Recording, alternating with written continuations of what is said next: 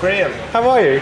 How are you? Nice to meet you, man. Yeah, cool. It's been like we just briefly met outside in the sun, which was quite a bit better than this. Yeah, there seems to be unloading a whole area just over there, which is quite weird. So you just arrived in Amsterdam? Yeah, it's just literally 3 o'clock this morning on the red eye, and then the flight's 40 minutes in it, so it's it's nothing. It's not. It's it really. It took you quicker than I did. It took me like hour and a half. Wow. From the south of the Netherlands to Amsterdam, and for you it's from London, or? We're just outside. We're from Luton, so it takes me half an hour to get to the airport, and then maybe an hour, and then like 45 minutes. So okay. We were here by 8ish. So nice. So for at least my audience, can you give a brief introduction of? Yeah, I think we'll go through. I heard this thing on that. I saw this thing on the other podcast. It's do you read, you know comic books? Mm-hmm. So you know your episode 1 of your comic book. What is your episode 1 story? Because you know in episode 1 it's always like build and build and what your story is. So for your audience, I run the website Data Transmission. Data Transmission's an online music magazine. We've run it for I built it 10 years ago. Mm-hmm. We cover all sorts of music from house and techno and drum and bass and dubstep. We have channels across SoundCloud, Spotify. All the bases basically, live streams, the plethora of kind of projects and content across the world basically. Worldwide audience, we've got writers in all the different countries, so US writers, Australia writers, New Zealand writers, UK, Europe, and then we work with festivals and artists across the world basically to help promote their events or promote their releases, and then we sort of write about the stuff that we like in between. Nice. And this is your 10th ADE. Yeah, 10 years of day 3. So celebration time. Yeah, so it's nice to be. I always like ADE. It's always. So what's the thing you've seen evolving in here, like in those 10 years? So what's the main difference in your opinion? I just noticed it became a lot more busy. Yes. And a lot more young kids. Yeah, I noticed it's more that it's conference, and there's people that come for conference and there's people that come for festival. Yeah.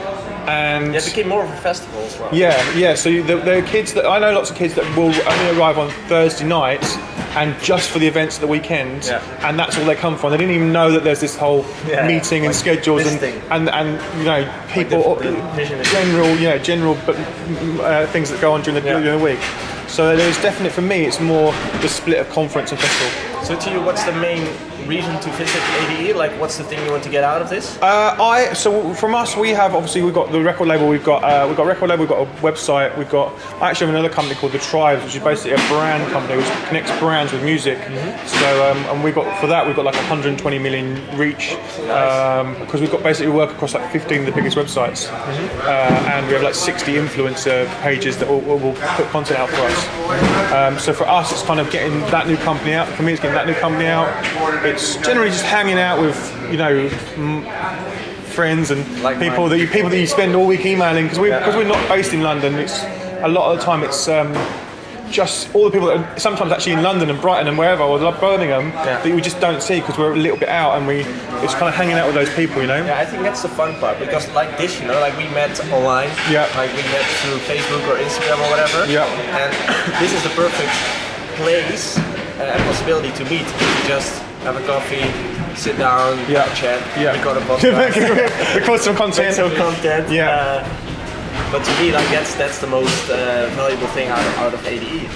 Cool. Yeah. For me, it's the same. Networking is literally the biggest thing that any person can get out of ADE, really. And right now, like at least from my side, it's really nice to see that clients that you haven't seen in real life. Yes. Like that you coach for like a few times but never met. Of course. They're actually applying in now, and you meet them in here. So that's really cool. Perfect. So let's for my audience, let's talk about you. Let's talk about where you came from and your kind of episode 1. Let's just take those 10 years into 1 minute. Yeah. My name is Joey. I've always been a DJ under the name JoeySuki, more EDM related music. I've done stuff with Hardwell, I've toured the world, I've been signed to an agency. Been having a good time until I ended up in a burnout in 2014. Shit. Because I traveled too much. You know the story of Avicii, right? Of course. If you've seen the documentary, of course, that's kind of the same path I've been going through. Of course. But I decided to quit music completely and take a step back.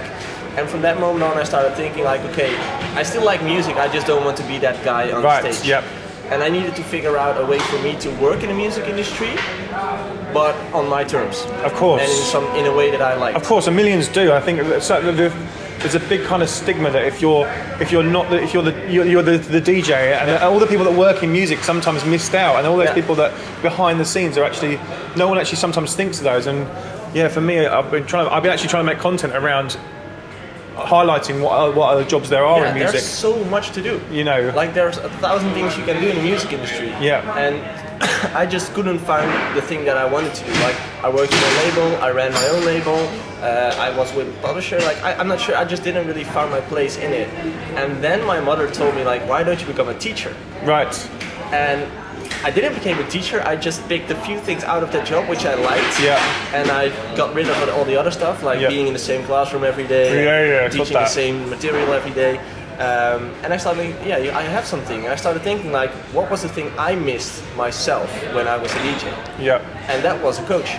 Right, perfect. Someone on the side that guided me through that jungle, through that music jungle, and that was there to assist me whenever I needed it, and to help me with advice and stuff if I needed it. Yeah, because a lot of people, unless you have management or you have agents, then you have all that stuff. But until you get to that point, for me, it was like, coaching a couple of people it's because they haven't reached that point yet, and they need those little bits, that information that you have.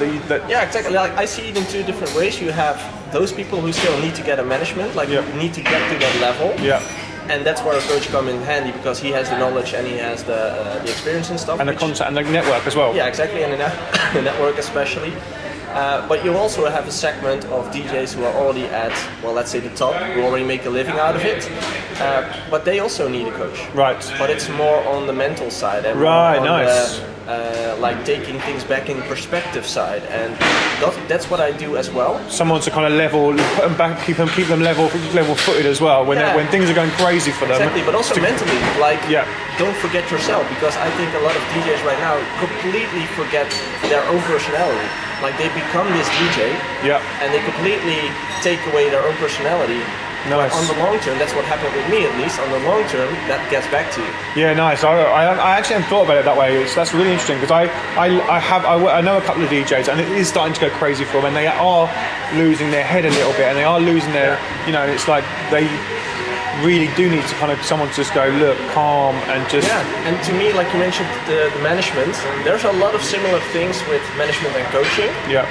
But to me, the biggest thing that I want to make clear is I want to become a neutral party in this industry. Yeah. Because everyone's tied to each other with percentages. Yeah, I'm the same. Do you know that I'm exactly the same? As I was saying to you before, I just wider knowledge and just kind of help a lot of people. Yeah. And I don't care about the percent. I'll just do my own. I'm do my own thing, and I know that it's going to work for me. Exactly. Because when I was an artist, I hated the fact that everyone took like 20%, 10%, 5%. Everyone took a piece of the pie.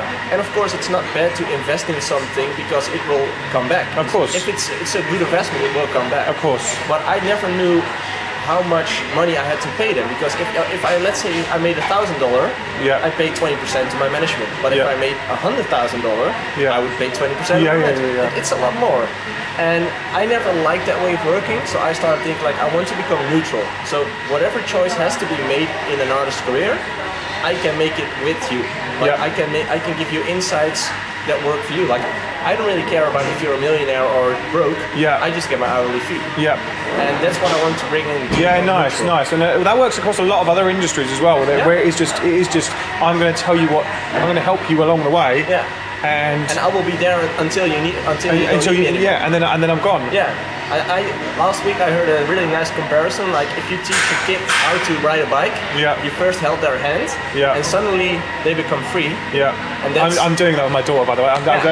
Well, from that moment on, they're in the world themselves. And if they need you, they can come back to you and say like, hey, this is the thing I'm struggling with. I want to do bunny hops. How do I do that? Exactly. I don't know how to get a job, or I don't know how to, all this. If you need me, I'm there. If you don't need me, I'm not there. So yeah, that's what I wanted to bring into. It's like what's that? What's that? I don't know. I watched the Nanny McPhee the other day, and that's exactly the same thing as she says. I don't know if you've read that story, but I have a daughter, and we watched the film, and it's literally the same analogy that I'll be there when you don't need me. She's more I'll be there when you don't need me, and when you do me, I'm gone basically. Yeah, and the difference with the management is that even if you don't necessarily need them, you still pay them. Yeah.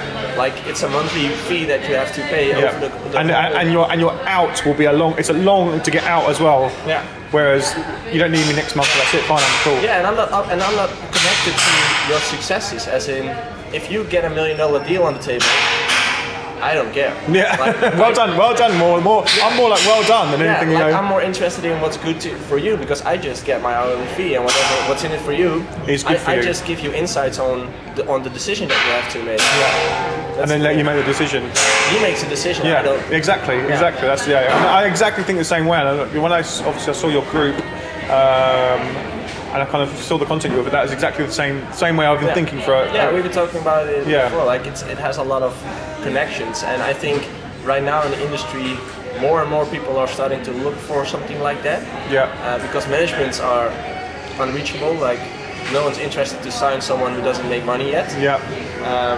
So what's the step before that? You know? Like there isn't anything. And a lot of people want to, they're working and they're working hard, but their DJ is literally their side hustle. Yeah. But they are willing to invest in themselves because they know it's what they want to do long term, which is obviously advisable for any DJ. Exactly. And I think I really approach being an artist as being a company.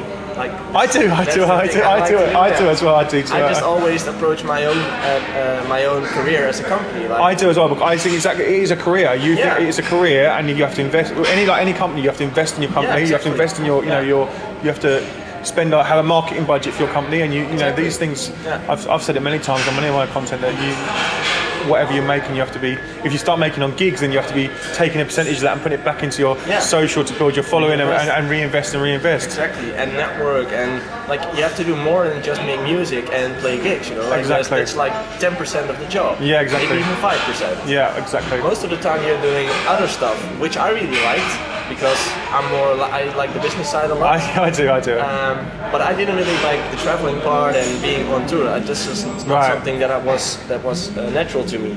So I really like to approach an artist's career as a business, and maybe it gets the romance out of it, but it's more practical. Well, no, as long as you put all that practical stuff in place, then it gives you more time for creativity. I think if you've got all that practical just happening, and you've got a scheduled plan of the week, and you're kind of I'm going to do this, and this, and I've got this scheduled on Sunday, Monday, whatever, because I know that every day in the morning I'm really creative. Yeah. That means I can go and be creative in big blocks of time. But the thing, like what you mentioned right now, the fact that you start thinking about what you're actually doing is a big difference, because if I look back at my time, at my career, I had no clue.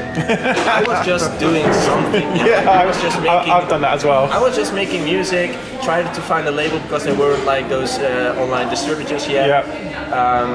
And I just built my connections and built my network by making friends. Yeah, exactly. Like we do now. Meet someone, have a drink, see if there's a click, yes or no, and go from there. And then sometimes, even though you have that meeting now, that you might not. I've met some people that 5 years later they've gone, we had that beer in Amsterdam, and I'm like, brilliant. We did. How are you? Sort of thing. It's like. I haven't spoken to him literally since that beer, but then all of a sudden 5 years down the line he goes, I know, in his head goes, I know someone, or she in her head goes, I know someone that can do that, I'll give him a call, and it's like, right, Like, with networking, at least I noticed with a lot of my following and with my clients, I noticed that a lot of, especially the young guys who are getting into the industry right now, think that networking is this strategic plan, and once you have that strategic plan, you just have to follow it and it's there. Yeah. But to me, it's more like making friends. Yeah. Like just be yourself, meet people, see if there's a connection, see if you can add value to someone's life and get something out of it. But it's just about creating friends. Yeah, I did a lot of when I was in the early days of Direct Transmission. I was trying to build the network and build the awareness of it, and it was like. I did a lot of guerrilla kind of networking where I'd go, I know that I want to meet these three managers. That's the strategic part. These three managers, and I know that I want to go, they'll be at these parties over the next week. They'll probably be at these parties. Well, I'll go to those parties and hang out and have a good time. And if I'm meeting them, I'm meeting them. But I'll kind of set it up that the potential is higher. But the moment you actually met him, there's no plan. No, nothing. It's just have a conversation. Have a drink. Have a drink. It's funny because I always tell that my biggest connections have been set up in the bar. Yeah. Like when you have a beer together. That's where everyone's guard is down. The after party. Yeah, exactly. But it's just interesting to see that a lot of people are looking for this one trick that makes a perfect network. No. Or whatever. It's a constant avalanche of many tricks and many little things that will then push you forward. Yeah, and if you relate it back to your friends, like why are your friends your friends? It's because you maintain that relationship. Yes. It's not that you just met them once, got whatever you needed and left. No, you text them every week. You see them every week. That's what makes a friend your friend. Exactly, and that's the same what you should do with your followers on your social media, because the more you interact with them, the more engagement you get, the more your followers go up. So it's the same. Show some decent interest. Yeah, like exactly. Genuine interest. Like, exactly. People will give that tummy feeling, like their belly feeling, like it doesn't feel right. Yeah. You know, like people will notice it once you're fake. Yeah. Once you're just in there to get something out of it. And I just never liked the way. I just never liked it if people treated me that way, and I never treated people that way. I think at least. Yeah, I don't know. Yeah, tend to.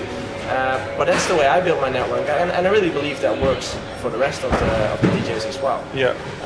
So to me, that's why ADE is perfect. I can actually meet people that I normally see through Skype or whatever. Yeah. I can actually meet them. Like my afternoon this afternoon, I've just got a big chunk for walking to the Dilemmas to hang around the smoking area and see who's in the smoking area.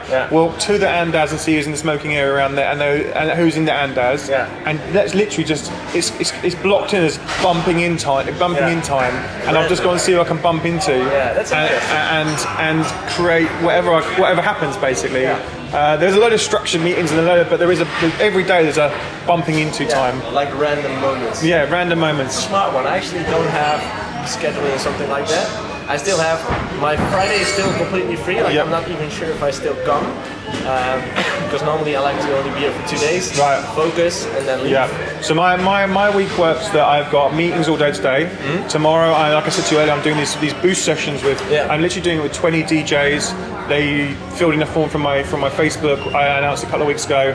And I'm literally going to sit with them for 15 minutes. I've kind of got them to send me a load of information pre. Nice. I was on the plane this morning. I was sitting there going through and making notes. This is how I can help this person. This is how I can help this person. So that's what I'm doing tomorrow. And then Friday is literally content day. So I'm interviewing Reva Star. I'm interviewing Tiga. I'm interviewing a couple other people. And that's content day. Content day. So, relating back to that content, because I know we have a similar vision on content, I think, at least I got from the conversation. What's your vision on content? As in, how should a DJ or even an artist at all promote himself right now or make content? I think for me, it's about you. It's a lot around releases. I think if you start with the releases and gigs, if you start with the releases, then that will kind of, if you have a solid plan of releases for 6-7 months, because you've spent the previous 8 months in the studio making 20 or 30 solid bangers, then you can have a release schedule, which means then you can possibly get a load of gigs out of that, which means then you will then be able to then have a load of content. I think if you don't, in that period before when you're making music, I think you have to use things like Spotify playlists, because you can update them weekly or you can update them daily, and they're great pieces of content for social media. You know, if you're saying here's my new EDM chart, and I've put in all these artists, and then you tag all those artists, and they'll become aware of you. You're creating content yourself, basically. And what if I ask you this, because this is the question I get a lot when I say things like that. Nobody gets to my playlist if I post a playlist. You put it on social. I would definitely be boosting it. Like I would definitely be, you know. I just think constant. Like I use free downloads a lot to build my numbers on my playlists. Through Gates, download Gates. Yeah, so I use Hyped It, and Hyped It have a really good system that you can get your followers on SoundCloud, but it will also build your followers on Spotify. I think they're really good for that. Like Like one of my house music playlists is up to like nearly 8,000-9,000. Nice. And that's sort of like over the last 12 months of just solid. And people become more aware of it, and people will share it. Yeah. I think obviously posting onto pages and your because you have friends, just because they're not on your page, posting on your profile, you'll still get people following your playlists. And how long did it took before you even got some kind of traction with that playlist or with that podcast? With playlists, like because it's coming on the brand, and the brand was already 9 years old. Okay, yeah, so you already had something to lift on. Yeah. If it was from a brand like I've got some with my brand new artists, they're in that growth period, and I think like. Obviously, Spotify just announced that they're going to allow artists to upload tracks without labels in the next 6-7 months. It's going to be interesting. Which is obviously an interesting time. And I think any artist that isn't building a Spotify following right now, they're stupid because this is where you need to have followers. Yeah. It's great content. It's great followers. I think it's obviously going to change the game a little bit. And they're just sharing and sharing and sharing, just changing and changing and changing. Because I really think that a lot of people think short term, as in I post my podcast once, I post my playlist once, and I don't see any new followers, so I quit. Right. It's not gonna happen. No, it has to be solid. It has to be. It has to be every week. Consistency. Yeah. Every week you post it. Every week you post it. Every week, and then it's content at the end of the day. Mm-hmm. I think if you get the odd gig, then make sure you get videos, obviously, of you playing, and because that's easy content. Stuff that's really easy that just doesn't take much thinking will definitely help you grow a following. Yeah.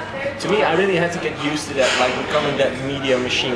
Yeah. Like, of course, I'm at the age where I grew up without social media. Yeah.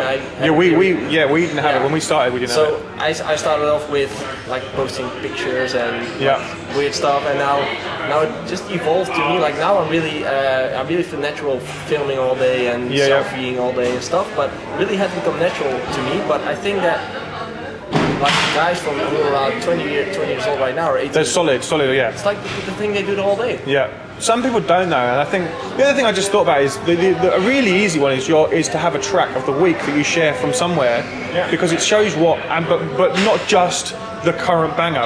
Go really deep. Go cherry picking, Go really deep and find something that no one else would have found. Go really deep down one of those YouTube holes. Find the track that you absolutely love that's got 100 plays on it, because which means that no one else has heard it. Yeah. And you go, this is my track of the week. And everyone's like, what? Where the hell did you find it? Yeah, exactly. It gives you more credibility. It gives you more. Makes you an expert. Yeah. Like this mastermind guy. Yeah, and it shows you know a little bit more than than just the current what's on the Beatport top 10 or whatever. Yeah. True. So what's your plan for today, for the rest of the day? Like. I'm solid. This is literally number one, and I finish at 9 o'clock tonight. I'm interviewing, I don't know if you know, there's an act called Pleasure Craft, they're into techno. I'm interviewing them later at like 8 o'clock tonight. So they had a really big hit like 8 years ago. Like they did a remix. Oh no, or was it an original? Which one was it? Fuck, I played it a lot. They've had a load, man. They've had loads. They're really good. They're really quality. They're really making a great techno right now. And they're actually playing. We're doing a party in San Francisco. We have a residency in this club called Halcyon in San Francisco. They've got actually the only club in San Francisco to have a 24-hour license, and they just carry on and carry on. Like 24-hour license. Yeah, like literally they've had parties at like 9-10 o'clock in the morning where they've brought out bagels and they've brought out coffee and it's just carrying on, and they just play and play and play until it's an amazing place, amazing club. So we have like a bi-monthly residency there, and they're playing on the next one, so we're interviewing ahead of that gig basically. Nice, man. What's your plan? Today, I am only here for 2 days, and I've scheduled a lot of meetings with my clients who are in Amsterdam for now, which I've never met in person, only through Skype. Yeah, so this was a perfect opportunity for me to meet them. A few meetings with business partners, and like people like you, like I've met through online, and just see what we're up to. So it's a combination of things, but it's like early in the morning till late night. But I'm gonna skip the parties. Yeah, I am. I've got because I'm sort of working all day. Like tomorrow's gonna be full on. Yeah. We've got our own party tomorrow, which it's at the Victoria Hotel if you're about. Yeah, is it tomorrow? Yeah, tomorrow 5 p.m. till 1. I'll send you the thing. Yeah. It's free to get in, so just pop down. Just let me know. Come down and have a drink if you want. But that's as far as I'm going. It's kind of like that, and then I'll be in bed on Friday morning. And, me too, man. Yeah. Cool. Lots. Well, enjoy your time in Amsterdam. Thanks for having me on your show. Yeah, no, thanks for having me on your show. Yeah, it was fun. And, It was interesting. We'll talk later. Yeah, man. Good to see you. Nice.